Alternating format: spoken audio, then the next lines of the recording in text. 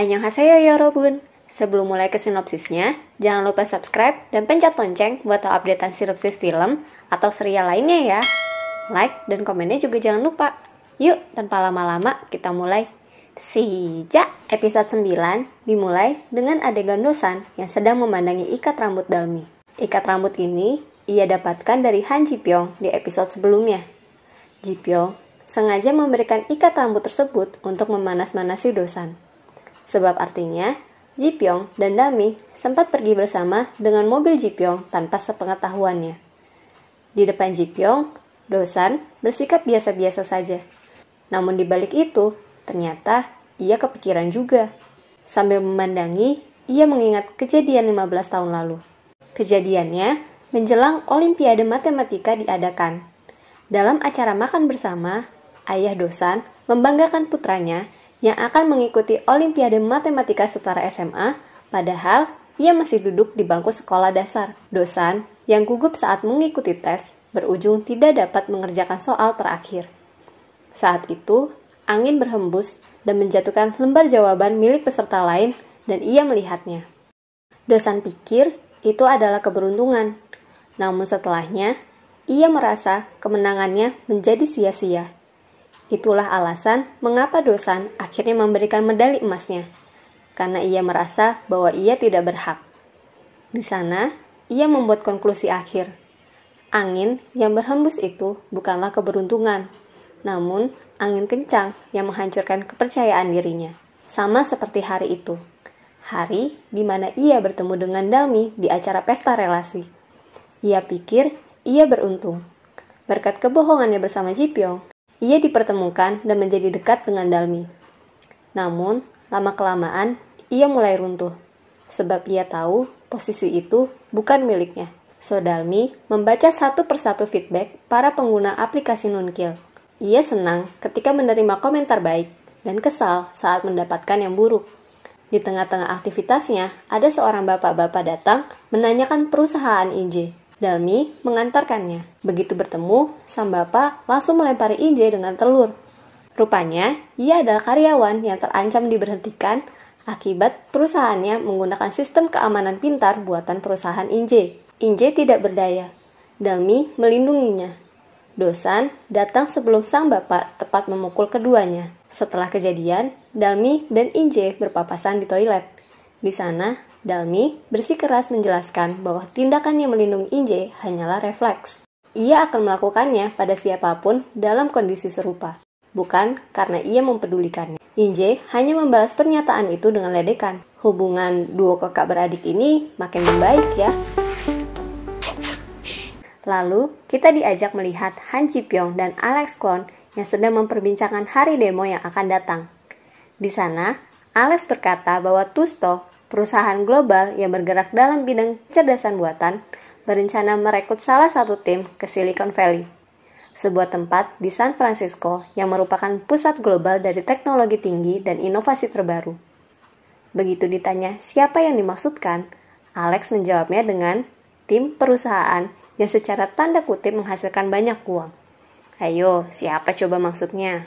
Dalam rapat bersama Han Ji Pyong, Dalmi dikomentari akibat sikapnya membalas satu persatu komentar negatif pada aplikasi Nunkil. Ji Pyong menyuruh Dalmi membalasnya dengan cara yang profesional, yaitu melalui data, yang rupanya ditindaklanjuti oleh Dosan setelah mencari tahu komentar-komentar apa yang Dalmi baca.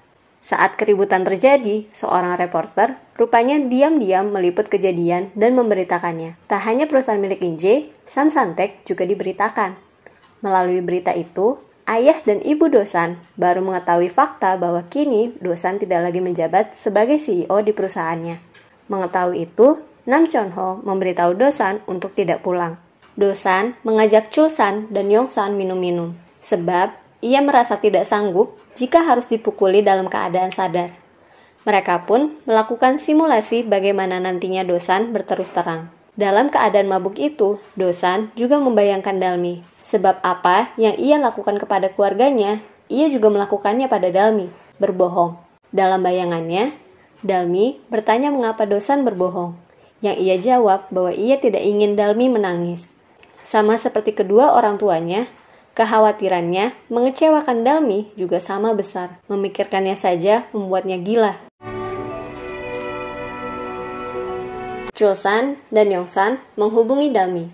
Mereka meminta Dalmi membawa Dosan menginap di rumahnya malam itu, sebab ia akan dihabisi oleh sang ayah jika pulang dalam kondisi tersebut. Mereka lantas memanggil taksi. Namun, yang datang justru Han Ji Pyong. Ji Pyong pun mengantarkan keduanya. Saat makan malam, Dalmi menyuruh Dosan untuk menginap. Mendengarnya, Ji Pyong pun ikut-ikutan. Di kamar, keduanya berdebat. Mereka saling mengisyaratkan untuk melepaskan Dalmi. Namun, tak ada yang mau mengalah. Dosan terbangun malam-malam dan melihat Dalmi yang masih sibuk membaca komentar-komentar Nunkil. Ia mencari tahu komentar apa yang dibaca Dalmi sampai membuatnya menangis. Rupanya, komentar itu berisi curahan hati seorang ibu pengguna Nunkil, yang sama seperti nenek Dalmi, perlahan kehilangan penglihatannya.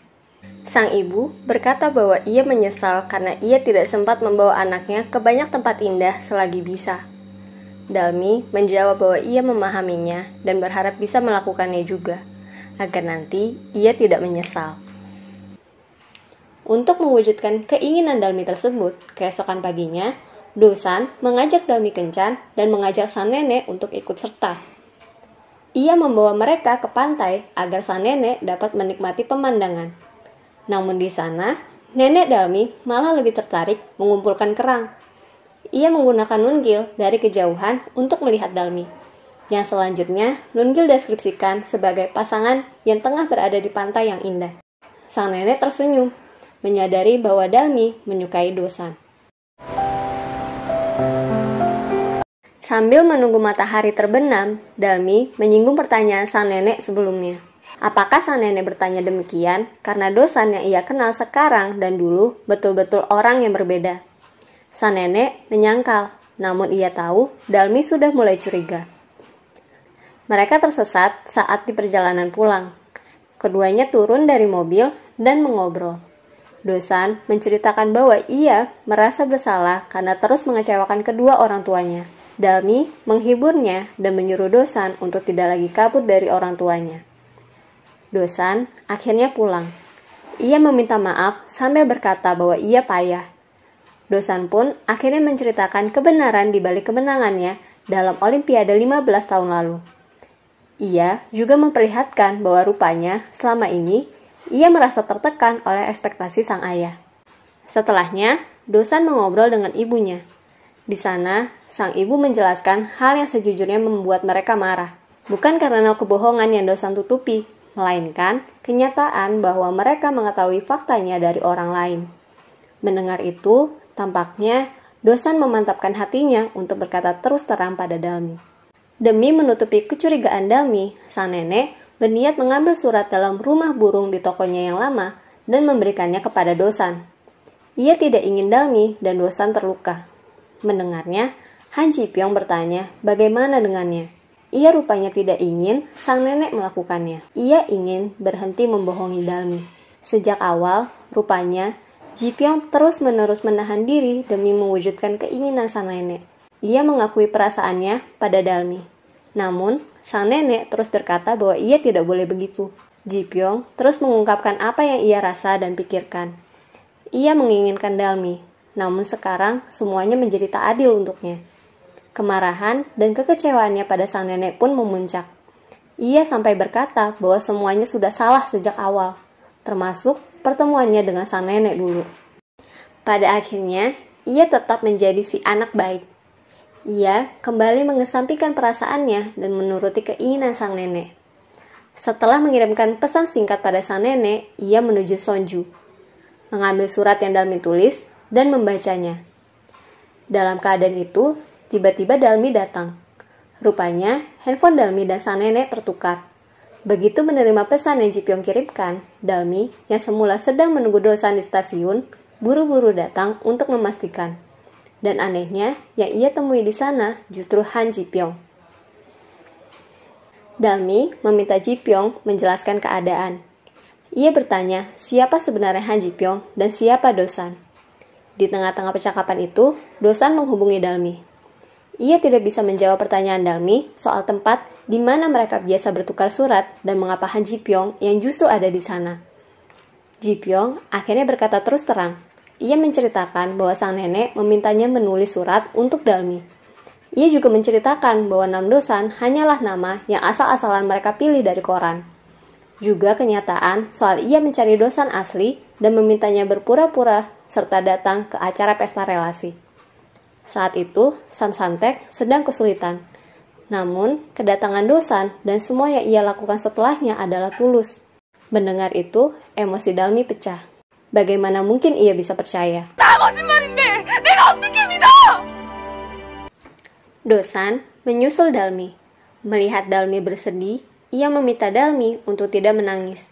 Ia pun menjelaskan bahwa mulanya ia hanya ingin melakukan kebohongan itu untuk 1 hari. Namun, ia terbuai dan makin tidak mau mengakhirinya. Ia pun meminta maaf.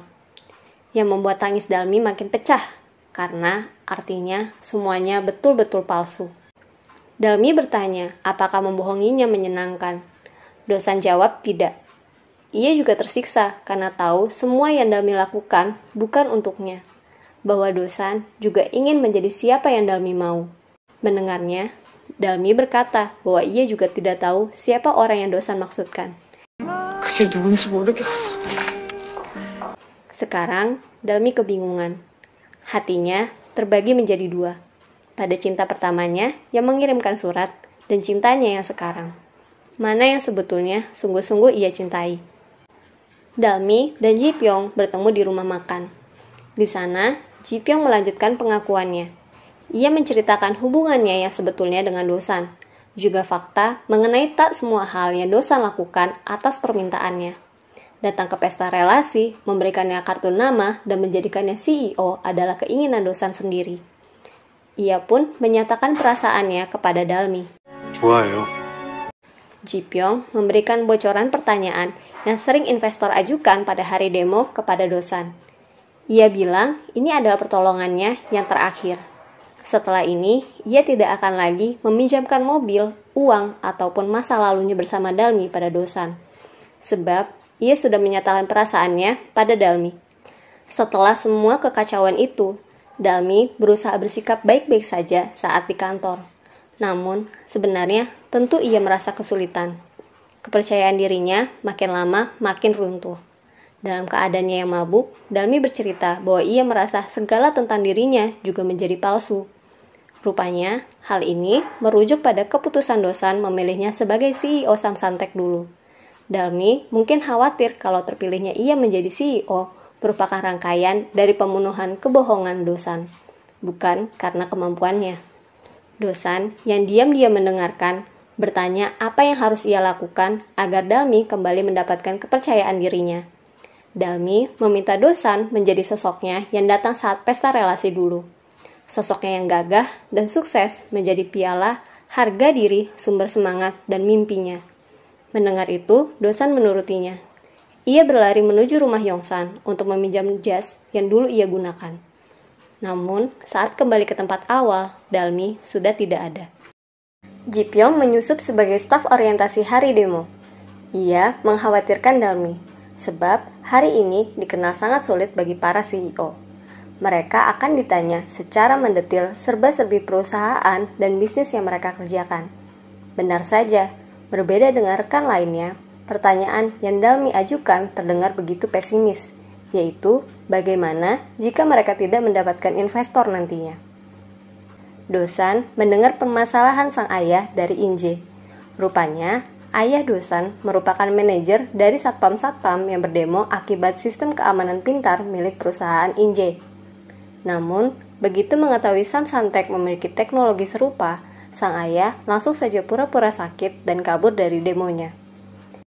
Dia khawatir menghalangi karir Dosan kelak. Dosan menyuruh sang ayah untuk tetap pergi dan berjuang.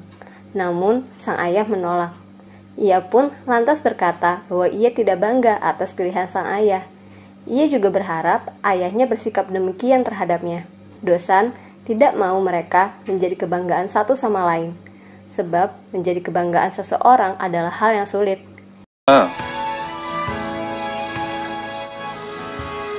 아버지 아들이에요.